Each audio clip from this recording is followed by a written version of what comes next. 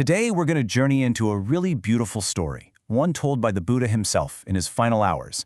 It's a trip back in time that holds a massive lesson about life, about loss, and, where we can find real, lasting happiness. So, let's dive in. So picture this.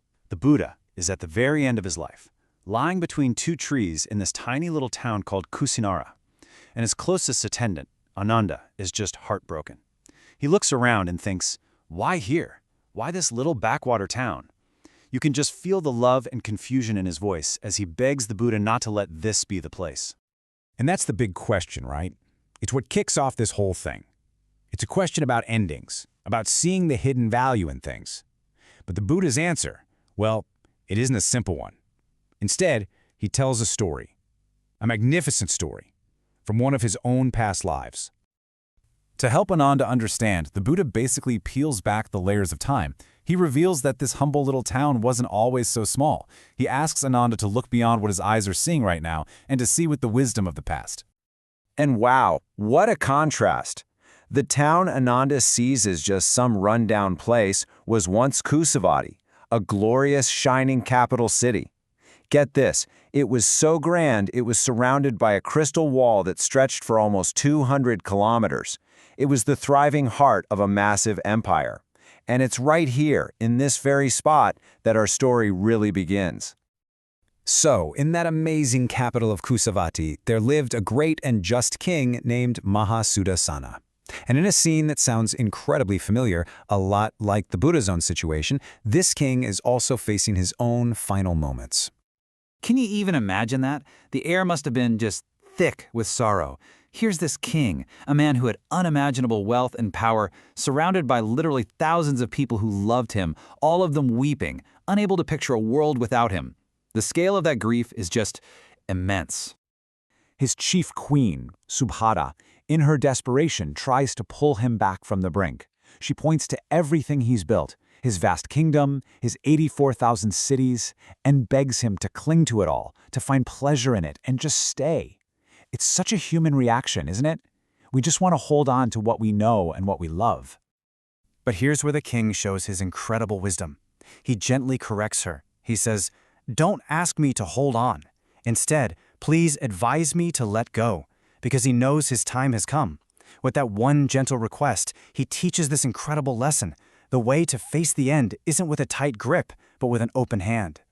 Now, to help his queen and everyone else in the court understand this really difficult truth, King Mahasudassana doesn't give some long, complicated speech. Nope. He boils all of his wisdom down into a simple, powerful 4-line verse. And this verse, you'll see, contains the core lesson of the entire Jataka. Just 4 lines that explain, well, everything, the fundamental nature of reality. Let's just let that sit for a moment. And now, let's break down what each of these powerful lines really means. Okay, line 1. Condition things. What's that? It's everything. Our bodies, our feelings, our homes, our jobs, our greatest successes, our deepest heartbreaks. Anything that comes into being because of other causes and conditions is, by its very nature, temporary. It just can't last. The second line tells us about the process. Think of a wave in the ocean. It swells up, has its beautiful moment in the sun, and then it just flows back into the sea. That is the natural, unchangeable rhythm of all things. It's not a mistake, it's just their nature to appear and then eventually to disappear. The third line really hammers it home. This process is absolutely inevitable. As soon as something exists, its end is already woven into its very being.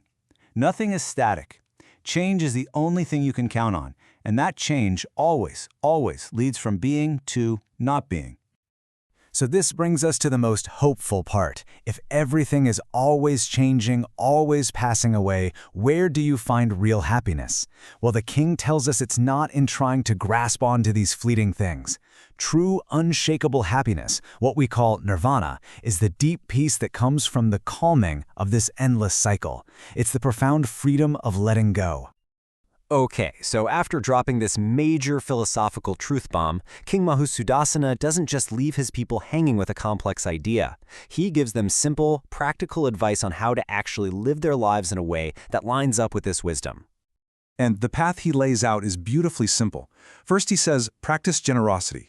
That helps loosen our tight grip of attachment.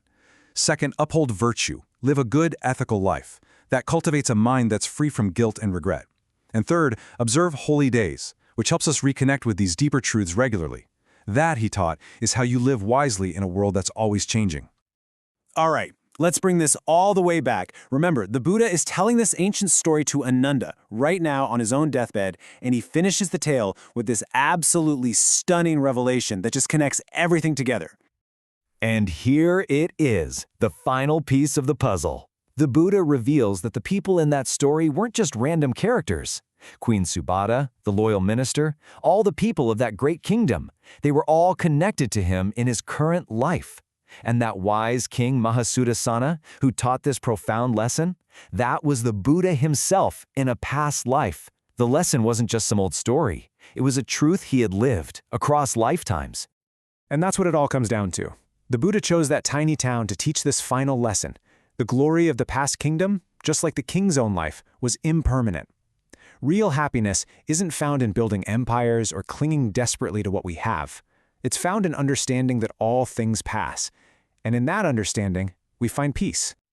You know, the wisdom of King Mahasudassana is really a gift, a guide for all of us trying to navigate our own lives with a bit more grace and peace. And so, we'll end this with the very spirit of that teaching. May you all find happiness.